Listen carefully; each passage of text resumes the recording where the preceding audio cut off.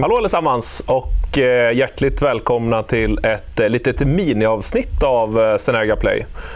Det här avsnittet så kommer vi presentera en av Synergias leverantörer, Lidalco.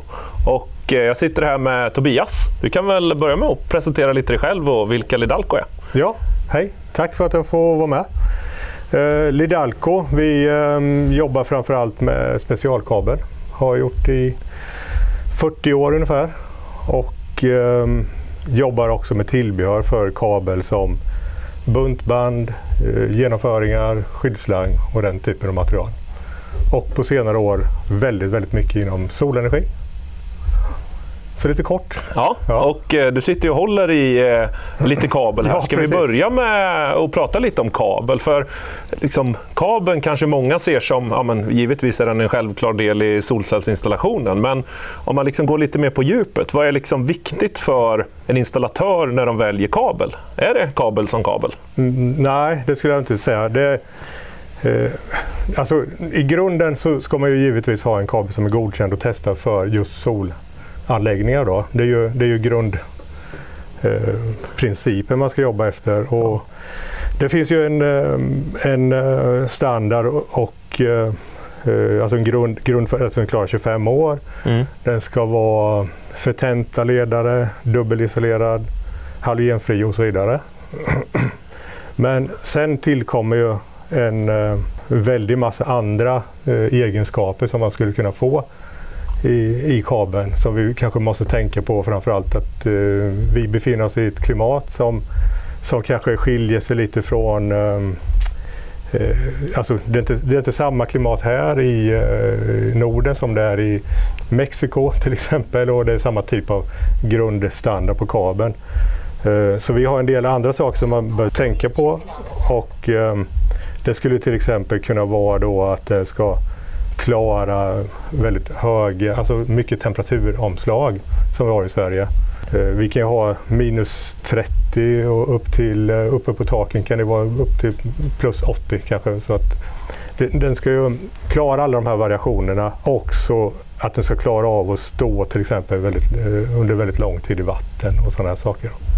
Så det är många egenskaper man bör tänka på. Ja, herregud. Det var inte alls så enkelt som kanske många tror. Och jag kan tänka mig också att som installatör att det är svårt att välja kabel, för att det är svårt att se de här små detaljerna. Men jag tror efter att du förklarar det här så kan man verkligen förstå att det är i skillnaden som detaljerna ligger. Ja, men ta en sån här sak bara som UV-beständigheten, att det är rätt typ av kabel, och dessutom såklart för installatören att välja, ska vi jobba med 4 kvadratskabel eller ska vi jobba med 6 kvadratskabel, eller ibland behöver man kanske gå upp till 10 kvadratskabel. Och det blir både en teknisk fråga och en ekonomisk fråga. Ja, absolut. Och det är också intressant, för att normalt sett när man gör dimensionering av kabel så då har man ju en grundtemperatur till exempel på 25 grader som man gör sin dimensionering av kabeln på. Men inom sol så vet vi också, sitter de på tak till exempel, så kan du få väldigt höga temperaturer, och då har du en effektförlust då, om temperaturen stiger alltså mycket. Så vi kan väl säga så en rekommendation generellt sett, det är lite svårt att säga, men vi kanske säger att 100 meter är ett riktvärde för 4 kvadrat, och sen ska du upp över 100 meter i din installation så kanske du ska ha en 6 kvadrats kabel. Och sen om du ska ha riktigt långa dragningar, och kanske upp till 300-400 meter, så bör du gå upp på i alla fall en 10 kvadrats kabel. Men jag tror den här gränsen på vart man måste gå från 4 kvadrat till 6 kvadrat är bra att höra. Framförallt till alla de som står i begrepp här och ska skaffa sig en solanläggning till sin villa. Ja. Att jag skulle säga 99 gånger av 100 så klarar man sig väldigt väl med en 4 kvadrats kabel. Absolut, ja. Sen vet jag att vi säljer oproportionellt mycket 6 kvadrats kabel, och det är ju för att installatörerna vill göra det enkelt för sig. Jo, men det är klart att man kanske vill ha hängslen och livrem och hela den biten, och självklart så får det du får ju en bättre kabel, mer koppar i en 6 kvadrat. Men det kan ju vara, precis som du säger, väldigt overkill i många applikationer. Så jag skulle säga att i mer eller mindre samtliga villainstallationer så räcker det gott och väl med 4 kvadrats kabel. Jag brukar faktiskt lyfta fram miljöaspekten i det här också. Det är koppar, det är en metall som inte finns av oändligt av, och att vi behöver inte övergöra det, samtidigt som man alltid ska självklart dimensionera för effektförlusterna och spänningsfallet såklart. Ja, precis. Och de här kablarna då, det är ju dubbelisolerade. De får ju, den här vet jag får läggas direkt i mark, även om jag skulle säga att det är väldigt ovanligt att man lägger den direkt i mark, för det ska alltid läggas i någon form av rör. Ja och nej får jag säga. Ja, så spännande. När vi tar fram vår kabel som vi har idag, så vi säljer ju vår kabel genom grossist som ni då, och vi vet ju nästan aldrig var den slutgiltiga installationen hamnar. Så vi har kanske ibland då, kan man tycka, lite överdrivet mycket egenskaper som vi har verkligen testat kabeln för. Men vi vill verkligen att den ska i alla tänkbara situationer hålla de här minst 25 åren som anläggningen ska kanske då fungera. Och då ingår det också att den, som du säger, att den är godkänd för direkt förläggning i mark. Och i vissa fall så skulle jag till och med faktiskt rekommendera inte slang. Berätta, det får du gärna fördjupa lite om. Varför skulle man inte vilja ha slang som installatör? Och det är klart, den här kabeln klarar att stå också i vatten och absorberar inte vatten och gör, alltså, vilket många material kan göra att kabeln blir porös efter ett tag. Men om du lägger den i sandbädd till exempel, då har du en väldigt, väldigt bra dränering i. Sen måste du givetvis ha gul markering över kabeln. Det är ju en elkabel. Men givetvis, du kan också lägga den i slang i mark. Och det är många kablar som inte ens är godkända för slang i mark, eftersom det nästan till alltid blir en vattenansamling i slangen då. Det blir alltså mer vatten i röret än vad det hade blivit utan röret? Jajamän. Så har du en bra sandbädd så är det troligtvis det absolut bästa. Men jag håller med, en slang är ju absolut oftast att rekommendera. Det är lätt att hålla reda på. Har du en gul slang till exempel så vet du att du har liksom ett bra skydd, mekaniskt skydd om du skulle råka gräva, sätta spaden i marken till exempel. Och gällande just det, sätta spaden i marken, för att det är ju, om man tittar på en solcellsinstallation så har vi ju vi har plus och vi har minuskablar. Och generellt sett så ska vi försöka hålla plus med plus och minus med minus. Jag får väldigt ofta frågan, hur ska jag förlägga mina kablar? Och tänkte ta tillfället i akt och förtydliga det lite. Att, innan, för några år sedan, så pratade man om att man skulle hålla isär plus och minus, alltså polseparera. Det är inte riktigt lika känsligt idag, utan man har kommit fram till att man vill hellre hålla kablarna nära men åtskilda, vilket innebär att om vi till exempel pratar markförläggning, då rekommenderar vi att man har 2 stycken rör, ett med alla plus och ett med alla minus. Sen får man lägga dem med ett enda rör. För det är ju den mekaniska påfrestningen, och det här blir ju från fall till fall. Men ibland ser jag lite felaktig information som cirkulerar kring det här. Och jag tänkte att vi med det sagt ska glida över lite och prata kring hur vi skyddar de här kablarna och prata lite skyddsslang och lite installationsteknik kring det. Ja, absolut. Och det har då har vi också en skyddsslang. Kan jag ta fram den här. Just i detta fall så kan jag ju faktiskt visa den absolut senaste tillskottet också, där vi har en skyddsslang med fördragen kabel som vi lanserar alldeles strax. Nu? Ja, nu. Idag. Det man bör tänka på vad det gäller slang, det är ju jag håller med, man bör alltid förlägga kabeln i slang för att förhindra den här mekaniska påfrestningen som kan bli vid en kant till exempel. Ska du ha en slang så måste du givetvis se till att du har ett material som är UV-beständigt och testat och godkänt för UV. Just i det här fallet så är det en polypropylen som är testad och godkänd för att bli exponerad i 20 år i direkt solljus. Vi har inte 20 år konstant solljus på våra installationer, men det är ändå bra att känna till att den är testad för det. Så det är väl det senaste tillskottet vi har. Och man kan väl säga det kring just slangen, att det som vi kommer med nu och som blir lite nyheten för installatörerna blir föredragen slang. Och det vill säga att du köper slangen med kabeln i redan från början. Ja. Och då kommer den ju finnas i flera olika varianter, både olika längder på rullen, men framförallt också då om man vill ha en 4 kvadrats kabel i eller 2 4 kvadrats kablar i, eller en svart eller två svarta. Ja. Det är väl... Och vi kommer troligen, det kommer också finnas med 6 kvadrat. Ja. Men vi kommer börja med 4 kvadrat och precis som du säger, med en röd, en svart, två svarta och lite olika varianter. Och rullarna kommer finnas då i det här fallet så har vi en 25 meters rulle och den kommer finnas i 50. Vi kommer även ha upp till 100 meters föredragen. Ja, och jag tror ju att installatörerna som tänker till lite kring de här små detaljerna som vi kommer prata om idag, alltså kring kabel, kring fördragen kabel, kommer kunna spara några minuter på varje installation. Och har man många installationsteam, och då är tid pengar. Oh ja. Så det är den stora vinsten. Och det är ju också viktigt att känna till, det är vår kabel som sitter i, där den är testad, godkänd, och det är samma kabel hela vägen. Så att och jag tror det kan vara bra att förtydliga här också, Tobias, att testad och godkänd. Visst är det så att varenda meter, varenda rulle som lämnar kabelverket är testad? Yes, så är det.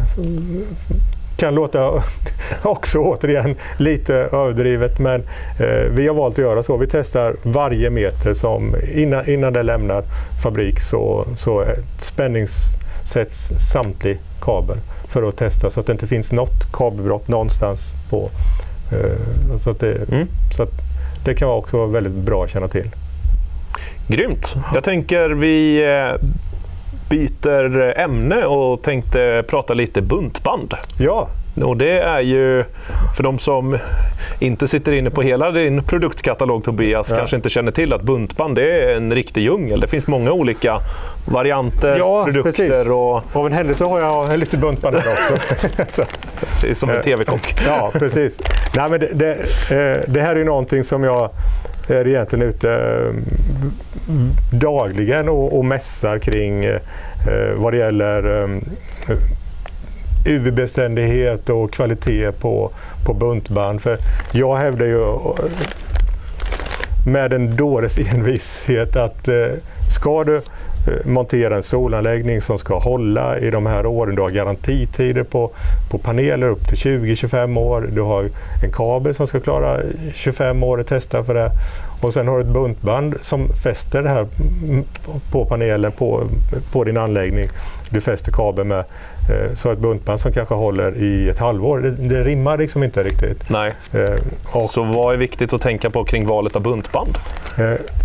Det buntbandet som är i särklass mest använt inom sol idag, beroende på egentligen en gammal hävd, det är nylon 6, UV-förstärkt.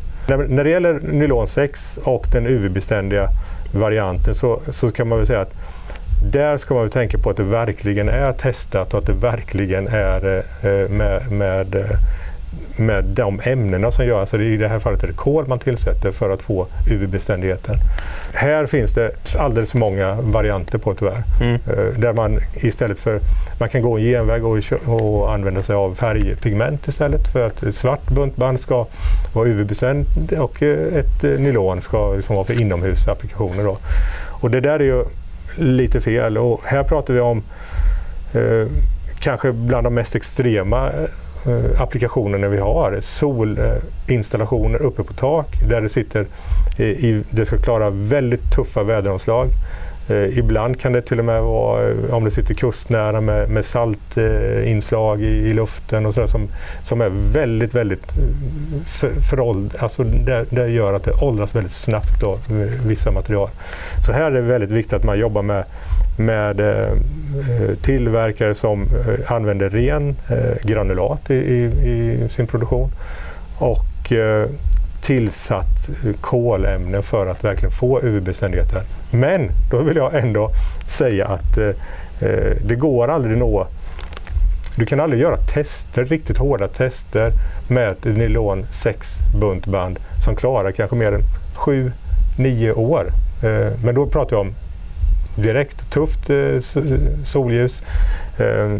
Inte under panelerna om man pratar så. Nej, precis.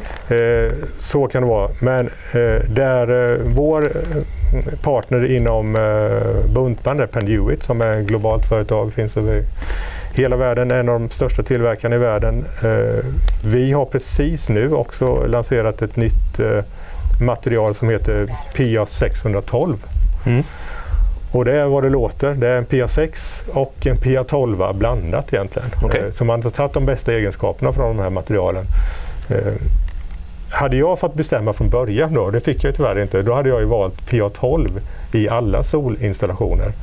Dessvärre är det ganska rejält mycket dyrare än PA6. Det blir en kostnadsfråga alltså att välja rätt buntband som har rätt UV-beständighet. Ja, tyvärr har det blivit så. Och man kan ju tycka att buntband i det stora hela är en ganska liten kostnad. Så att, men det fina med den nya PA 612 det är att det är klart det kostar ju en del mer än PA6 men det är ju inte i närheten av vad PA12 kostar till exempel. Så det tror vi väldigt, väldigt mycket på. Och det hoppas jag kommer bli ett mer standardiserat buntband för just den här typen av applikationer. Där de sitter. Visst, de sitter ofta under panel, men vissa buntband sitter helt öppet och en kedja är ju faktiskt inte starkare än den svagaste länken. Så att börjar det strula efter ett par år till exempel så då har du problem. Och det blir ju ofta i de här små detaljerna som detaljerna kommer att avgöras. Ja. Det är kanske inte liksom det som en villaägare frågar efter vilka buntband kommer installatörerna. Liksom det finns stora frågor om vilken växelriktare och vilka paneler, men det blir ju mer en fråga för installatörer. Att hur kan vi undvika att komma tillbaka till den här kunden och på reklamation och serviceärenden i framtiden. Ja. Och det blir hur kan vi undvika det och använda bra komponenter från välkända tillverkare som uppfyller de här prestandakraven som vi faktiskt måste ha. Ja, jag tror det är jätteviktigt. Och, det är ju i väldigt, väldigt många fall när man sätter en solanläggning så lämnas det 5 års garanti på anläggningen. Och har det då till exempel en sån tråkig detalj som buntband som börjar strula efter kanske 2 år. Vilket gör att du måste åka ut i anläggningen, du måste serva den, du måste kanske du måste hyra en byggställning igen och alltså, helt plötsligt är den väldigt, väldigt dyr. De där 100-lapparna man kunde lagt på bra buntband från början, det äts upp av ett enda serviceärende. Så det är någonting som vi mässar väldigt, väldigt mycket kring. Ja, och det förstår jag. Ja. Och buntbanden då används ju ofta stripar runt skenor eller olika detaljer under panelerna. Men jag tänkte vi ska ta en liten titt också på era nya fästen för att sätta fast kabeln då under solpanelen så att vi inte får de här hängande kablarna som hänger och slänger och riskerar nötas ut under med tidens tand. Ja. Och jag har ett gäng här, Tobias. Ja, du har det, ja. Du kan ju berätta lite. Vi kommer att visa dem i närbild här under tiden. Så att just du kan... Nej, de är lite svåra att se här kanske. Men nu har jag ingen panel här. Nej. Men det kommer ni kanske se senare. Den här snäpps alltså... Det här materialet heter acetal. Så det är inte nylon. Nej. Nu kan man tycka att man kommer acetal helt plötsligt. Acetal och anledningen till att vi har det på det här fästet, det är för att det finns en fjädring i fästet som gör att den håller kabeln på plats. Okay.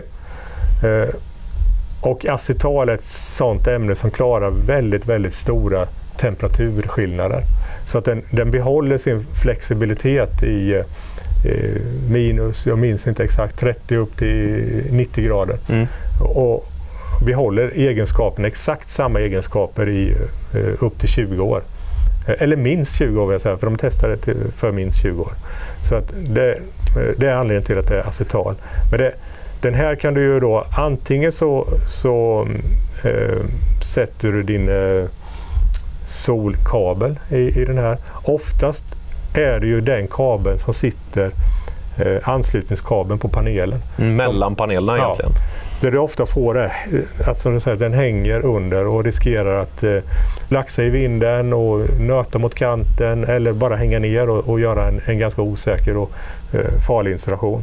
Så därför är det väldigt, väldigt bra att på något sätt fästa upp den kabeln bakom panelen.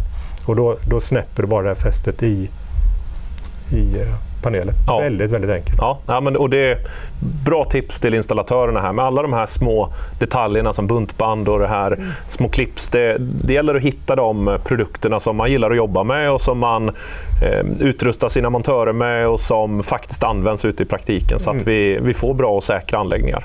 Små detaljer som gör enorm skillnad. Absolut. Ja, men fantastiskt Tobias. Stort tack att du körde en liten produktpresentation här för oss. Tack Tim. Det var väldigt roligt. Ja.